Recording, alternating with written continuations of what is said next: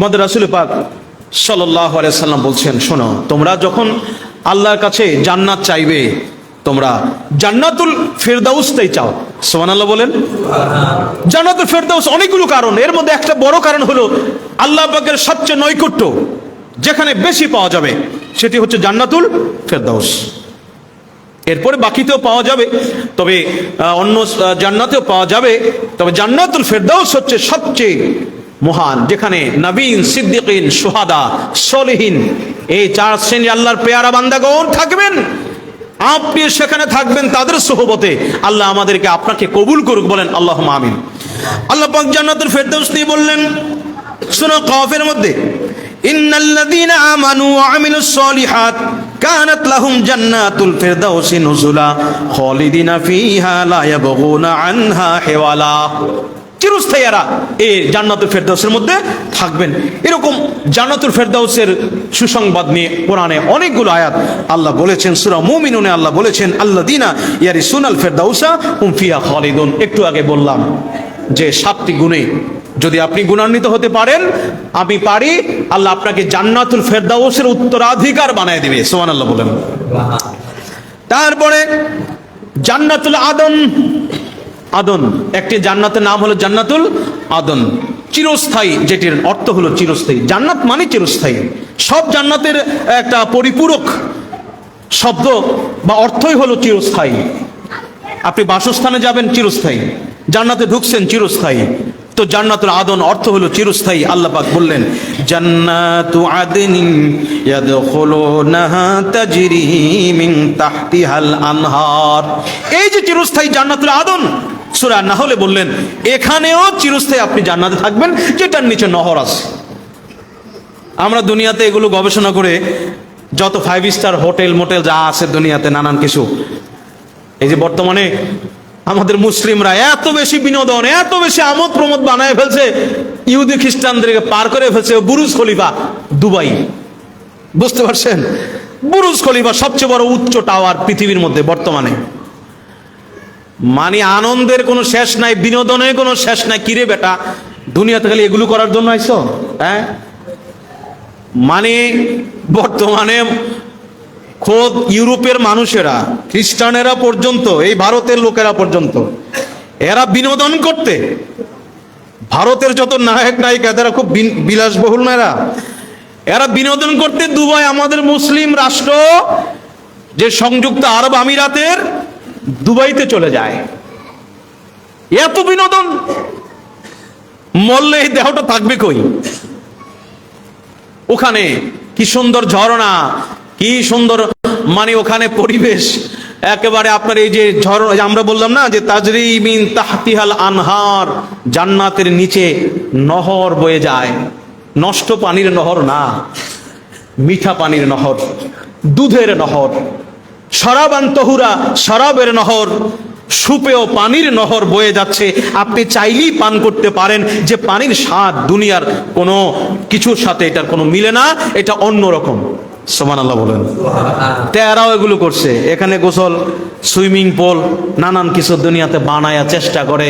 তুমি হাজারো চেষ্টা করো, তুমি সাদ্দাদের মতো যতই দুনিয়াতে বেহেশত বানানোর চেষ্টা করো, আল্লাহ পাকের জান্নাতের একটা শিকের মূল্য দিয়ে তুমি কোনোদিন শেষ করতে পারবা না। কোটি কোটি বুরুজ খলিফা এরকম ভবন যদি বানানো হয়, জান্নাতের একটা জানালার শিকের দাম হবে না, জান্নাতের একটা গালিচার একটা ইঞ্চি জায়গার দাম হবে না। সুবহানাল্লাহ বলেন। এই জন্য সেই জান্নাতের অপেক্ষা আমরা যারা বিনোদন প্রিয়, আমরা এক একজনের এক এক স্বভাব। আল্লাহ তো জানে, বানাইছে কে? আল্লাহ তো বানাইছে।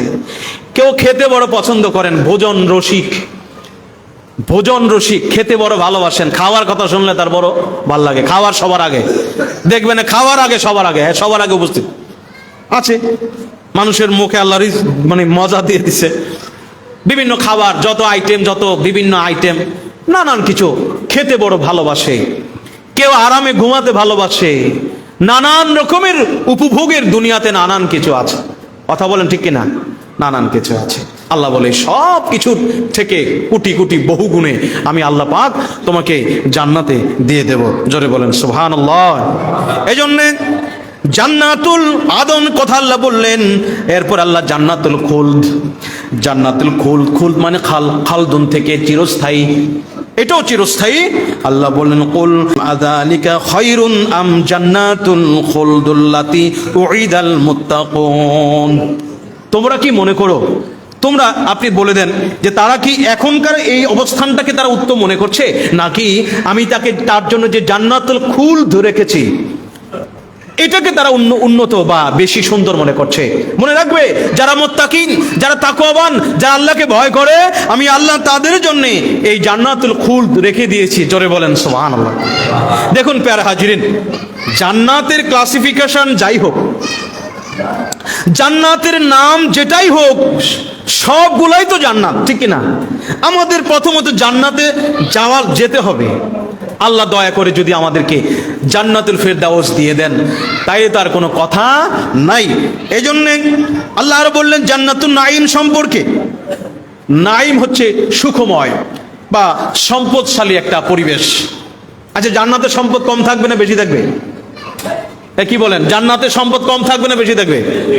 আচ্ছা, আপনারা দুনিয়াতে এই যে এখন আমরা মানে সম্পদ বাড়ানোর জন্য বা এটার জন্য তো আমরা মরিয়া, খেয়ে না খেয়ে দিনের পর দিন ঘুম নাই, নিদ্রা নাই, কতভাবে আমরা এই সম্পদ বাড়ানোর চিন্তা করি। আসলে কি এই জান্নাতে গেলে এগুলো লাগবে? আল্লাহকে চিন্তা করো না বান্দা, আমি আল্লাহ তোমার সব দিয়ে দেবো। কি দরকার তোমার? কোন ঐশ্বর্য তোমার দরকার? হ্যাঁ, বাড়ি গাড়ি টাকা পয়সা কি লাগবে? তোমার নারী যা আছে সব আমি আল্লাহ পাক কি করবো? জান্নাতে দিয়ে দেব। জোরে বলেন সুবহানাল্লাহ। এই জন্য আল্লাহ বললেন এইরকম নেয়ামতের সম্পদের জান্নাত হলো জান্নাতুন নাঈম, তাজরি মিন তাহতিহিমুল আনহারু ফি জান্নাতিন নাঈম। এটি হচ্ছে জান্নাতুন নাঈম, যেখানে নহর আছে, যেখানে নেয়ামত আছে অসংখ্য। ইন্নাল্লাযীনা আমানু ওয়া আমিলুস সলিহাতি লাহুম জান্নাতুন নাঈম। যারা নেয়ামত, ঈমানদার যারা নেক কাজ করে, তাদের জন্য জান্নাতুন নাঈম অবস্থান করছে, অপেক্ষা করছে।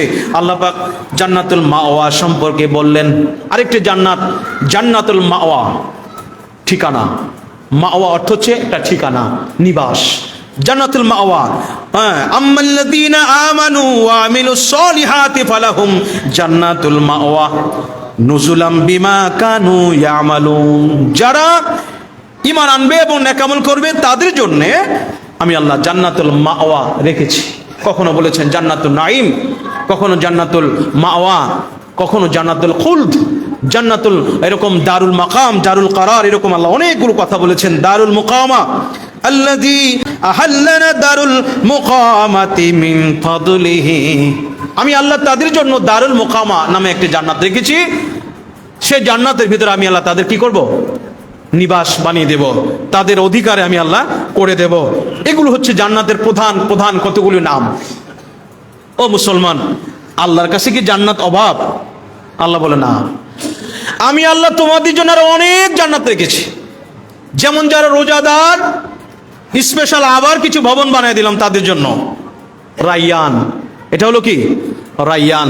এখানে আবার স্পেশাল ভাবে রোজাদাররা থাকবে। দারুল আখিরাহ, এটাও একটা জান্নাতের নাম। আল্লাহ বললেন অমাল হায়াতুদ দুনিয়া ইল্লা লাইবুন ওয়া লাহওয়ান। দুনিয়ার এই যে ক্রিয়া কৌতুক, এগুলো কাজকর্ম, দুনিয়ার জীবন, এটা আসলে ক্রিয়া তো কৌতুক বা এগুলো নিছক ছাড়া আসলে কিছু না। মূলত আসল জায়গা কোনটা? ওয়ালা দারুল আখিরাতি খায়রুম লিল্লাযিনা ইয়াত্তাকুন। যারা তাকওয়াবান তাদের জন্য আমি আল্লাহ দারুল আখিরা নামক জান্নাত আমি আল্লাহ রেখেছি। এরপরে দারুল হায়াওয়ান, জীবন্ত প্রাণবন্ত আরেকটি জান্নাত, দারুল হায়াওয়ান। একটা যে হাইওয়ান মানে যে প্রাণী, না ওটা না, হায়াওয়ান দারুল। এটা হচ্ছে আল্লাহ পাক বললেন ওয়া ইন্নাদ দারাল আখিরাতু লাহিয়াল হায়াওয়ানু লাউ কানু ইয়ালামুন। যারা আছে ওই ব্যক্তিগুলো নেক আমলকারী, তাদের জন্য আমি আরেকটি জান্নাত রাখলাম, এটি হচ্ছে দারুল হায়াওয়ান। এরপর আল্লাহ বললেন আল মাকামুল আমিন, শান্তিময় নিরাপদ একটি মাকাম, স্থান, আবাসস্থল, নিরাপদ একটি নাম আর কি, সবই তো জান্নাত, নিরাপদ স্থান। ইন্নাল মুত্তাকিনা ফি মাকামিন আমিন, মুত্তাকিনদের জন্য আমি এই মাকামিল আমিন জান্নাত রেখেছি। এরপরে মাকাদু সিদক, আরেকটি জান্নাত মাকাদু সিদক। মাকাদু মানে অবস্থান, ইসমে জারফ, সিদক এখানে যারা অবস্থান করবেন এটা হচ্ছে একটি যোগ্য আসন, যে যেখানে যোগ্য আল্লাহ তাকে সেখানে বসায়া দিবেন, একটি আসন, যোগ্য আসন। আল্লাহ বলেন ফি মাকাদি সিদকিন ইনদা মালিকিন মুকতাদির, যিনি মালিক তাদের জন্য নির্ধারণ করে দিয়েছেন মাকাদি সিদক,